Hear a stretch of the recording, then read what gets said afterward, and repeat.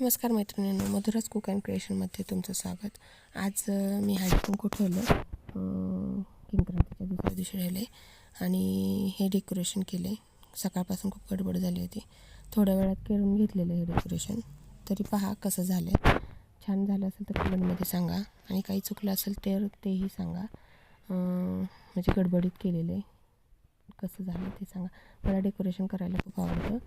मी लक्ष्मीच्या वेळेस पण डेकोरेशन, म्हणजे माझा पहिला व्हिडिओ होतो माझ्या चॅनलला टाकलेला आहे.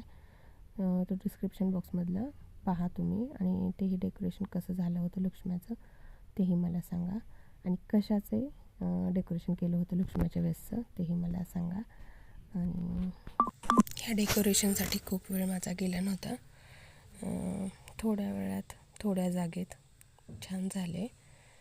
म्हणजे बघा काय काय ठेवले, कानातलं, नथ, गळ्यातलं ते, आणि विठ्ठल रुक्मिणीच्या तिथे मी दिवा असा लावून ठेवलेला आहे. पहा कसं झालं आहे ते मला सांगा हे डेकोरेशन. आणि आता थोड्या वेळात येतीलच माझ्या मैत्रिणी हळदी कुंकासाठी. परत मला म्हणजे व्हिडिओ करता आला नसता म्हणून लगेच करून घेतलेलं आहे. बघा वरून असा दिसतं आहे हे डेकोरेशन. अजून मला रांगोळी काढायची आहे, ती रांगोळी पण काढून घेते. कारण आता हळूहळू म्हणजे 5-6 वाजत आल्यात, येतीलच आता एक जणी.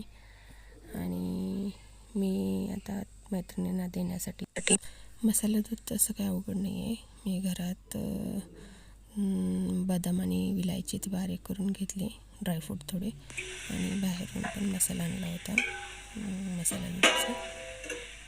धन्यवाद.